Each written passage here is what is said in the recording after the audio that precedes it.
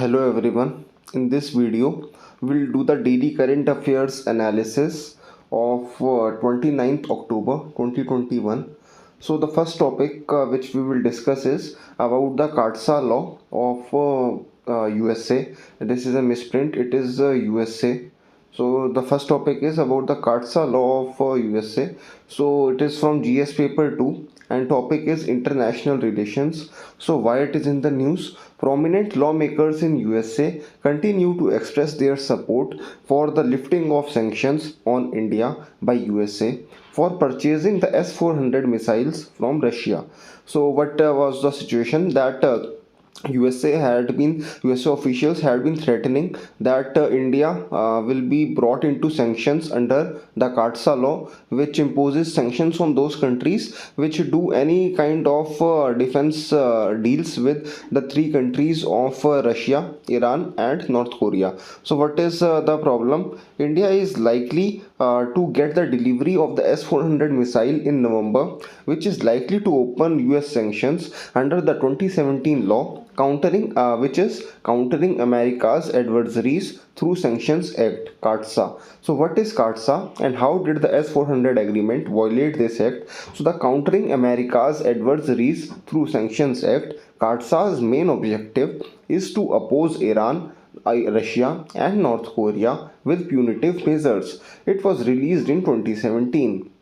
So it includes sanctions against countries involved in key trade with Russia's defense and intelligence industry. So what is now we'll study about the S-400 air defense missile system and why does India need it. So the S-400 Triumph is a Russian air-to-air surface-to-air missile system designed by Russia. It has the world's most fierce SAM system, MLR SAM, the thought head of the US Advanced Terminal High Altitude Area Defense Program. So it is in direct equivalence to the third system which is developed by USA. So that the system which is used in the S-400 air defense missile system, it is almost same in the equivalence as compared to the third system of USA. So the prelims hot link topics are powers of the US President under CARTSA, types of sanctions that can be imposed, important defense agreements between India and Russia, an overview of the Iran nuclear agreement. So source of this news is Live Mint. You can read this article. Next is plea filed for internal polls in political parties. So it is from GS paper 2 and topic is election related issues. So why it is in the news? The High Court of Delhi has asked the Election Commission to respond to a request to inform about the modeling process of the internal elections in all political parties. So the High Court order issued an application urging the Election Commission to make the internal voting compulsory for all parties who wish to register under Section 29A of the Representation Act. So need for in-party voting. So in 1996, the Election Commission had issued a letter to all national and state political parties as well as other non-registered parties stating that the various provisions related to the party's internal elections were not followed by them and urged them to adhere to their electoral policies carefully. Despite this, there has been a lack of election commission's control in the internal elections of political parties. So current challenges and concerns. The multi-party internal elections are often an eye-opener for political families affiliated with the parties that are said to continue to rule as the top leadership of the said party, which means that other people with the equal or better competence, they are not allowed, or they are not in a direct or an indirect manner, they are not allowed to reach to the top leadership of that political party, which is ruled by some of the most influential families. So in this manner, it reduces the democratic nature of the political party, of that political party, as the voices of the other competent members are not heard, and only importance is given to the views of one political one family, members of one family. So that is not good for the democracy of that political party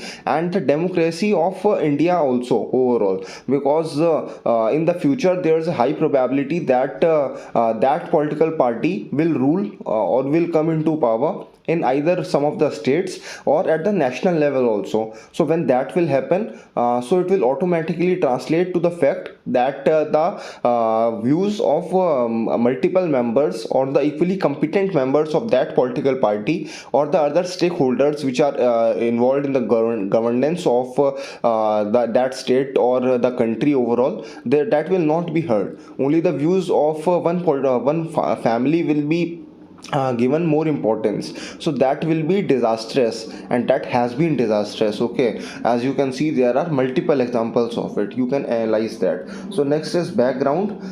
2598 registered political parties are in the country, which have their own distinctive mark, which is provided by the election commission. So effects of the petition: the timing of the application is important given the internal turmoil in Congress over the Rajasthan and Punjab issues, as well as the internal elections postponed due to the COVID-19 epidemic. So COVID-19 epidemic is just a gimmick. The real reason, that no one knows, that why the internal elections are not happening, that no one knows and everyone knows. Okay, no one knows because no one dares to say that in the political part, in the functioning of the political party, and everyone knows because everyone is has a basic understanding about the scheme of things. So that is why this by internal elections in the functioning of political parties is very very important, because it will ultimately translate to the fact that how well the governance of a particular state or a country overall, as large and as diverse as India, how the governance of that can function in the future if that political party comes into power, which has only some of the family members at the top leadership. So that is very very, that can be very very disastrous for the governance of a particular state and the country overall, and it can greatly impede the chances of enhancing the ease of living of people and ultimately enhancing the prospects of taking India to number one position in the global democracy index, because that is not democratic at all. So the prelims hot link topics are registration of political parties, who is a star campaigner, section 324 of the Constitution of India, article 324 of the Constitution of India, section 29A of RPA 1951, Representation of People's Act 1951. So source of this news is The Hindu. You can read this article. So next is about the Sabarmati Ashram. It is from GS paper 3 and topic is modern Indian history. So why it is in the news? Mahatma Gandhi's grandson Tushar Gandhi has filed a lawsuit in Gujarat High Court against Gujarat government's rupees 1200 crore rehabilitation program in Ahmedabad of the Sabarmati Ashram, which was founded by Mahatma Gandhi. So problems with the project.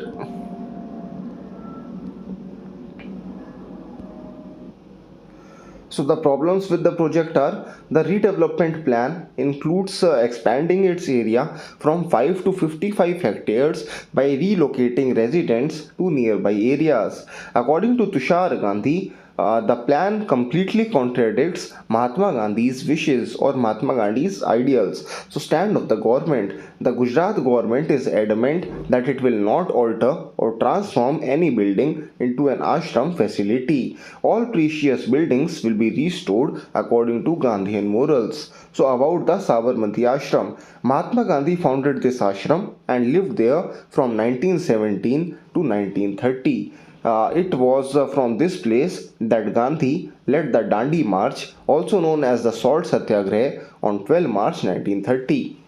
and very important decisions were taken here, like the non-cooperation movement that happened in the 1920. It was planned here and executed in UP, in the areas of UP, like Banaras, where the Chori Chora incident also happened. So next is originally known as the Satyagraha Ashram, which depicts the Mahatma's movement. This ashram became the home of many liberating ideals that finally helped to liberate India. So source of this news is again the Hindu. You can read this article. So next is about the World Gold Council. It is a prelims specific topic. So what is the World Gold Council? It is an organization to develop the market for the gold industry. It applies to all sectors of the gold industry, from gold mining to investment, and its purpose is to promote and sustain the demand for gold. It is an organization whose members include the world's leading gold mining companies.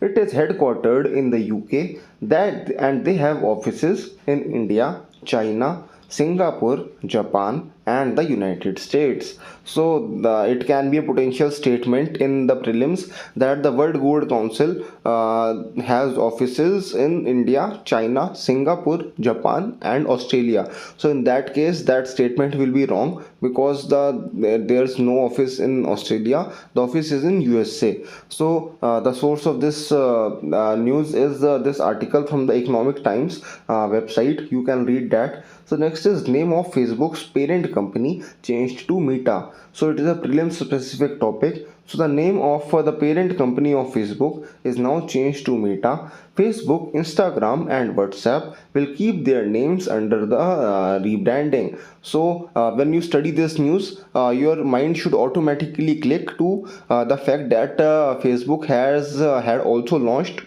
a new cryptocurrency. Its name was, I think, Libra. You have to study about that also, and also about the information technology amendment rules of 2021. You have to study those also, because they also have a very significant guidelines related to the SMEs, social media functionaries. Okay, so you have to study those also. What is a social media significant social media functionary? They are those which have more than 50 lakh users in India, and also they have to appoint a compliance officer and a regulatory officer who is from an Indian origin only, who is an Indian citizen, and the illegal or the objectionable content has to be removed by these social media functionaries, significant social media functionaries, within 24 hours of the complaint. And also they have to submit a periodic report to the IB ministry. So you have to study that. You have to analyze the topic thoroughly and in a very holistic manner. In that case only you will be able to handle the complex questions, particularly in the prelims exam, because it has become very dicey. Recently the results of 2021 prelims were released, and there are many candidates who reached till the interview stage, or they had very good marks in the mains and missed the cutoff by only 4 to 5 marks, and then also they were not able to clear the prelims itself in this year. So that's the unpredictable thing about this exam. The prelims has become very dicey, and that's why you have to do a very thorough analysis of all the important and also very minute details which are mentioned in the newspaper. So that's why reading and analyzing the current affairs in a very holistic manner has become very important, because you have to spread your net wide enough to cover as many topics, the basics about as many topics, because UPSC expects you to be a well-read candidate. That when you are reading a particular thing which is in the news, are you able to analyze that thing properly? That why is it in the news? Why is it related to India? What are the other direct and indirect references or things which are related to that particular info which is in the news? Are you able to do that? You have to analyze on your own. This analysis will help you a lot to handle very complex questions which tend to surprise the candidates, most of the candidates. So that is why extensive use of the internet is very very important now. So this is the source of this news article. So next is China is building military base in Tajikistan. So it is a prelim specific topic. So China will take full control of Tajikistan's military base near the Afghan border that has been operating silently and will rebuild the new Tajikistan military base.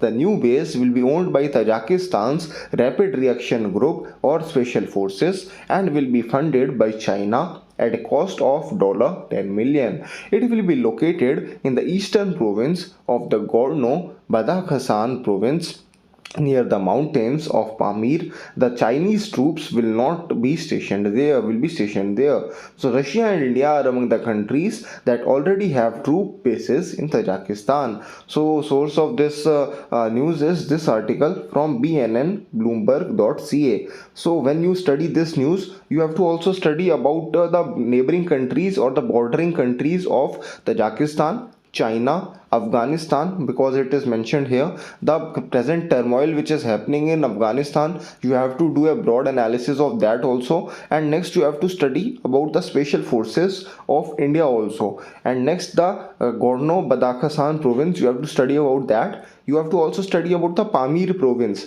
Pamir mountains, where they are located, and which are the neighboring mountains of that mountain range, and also about the bordering countries of Russia and India. You have to have a very thorough understanding of that. So in that manner, you have to pick a particular keyword which is in the news, and you have to do a thorough analysis of that. You have to apply your mind at how the UPSC examiners can frame questions on those particular keywords, and that is why a very holistic analysis of the current affairs is very very important, and the use of internet has to be enhanced quite a lot if you are if you want to be comfortable while answering the prelims questions particularly. Okay, because mains requires more of the analysis component that can be mastered over a span of time, but the prelims particularly has become very very dicey. So that's why a proper analysis of the current affairs with the extensive use of internet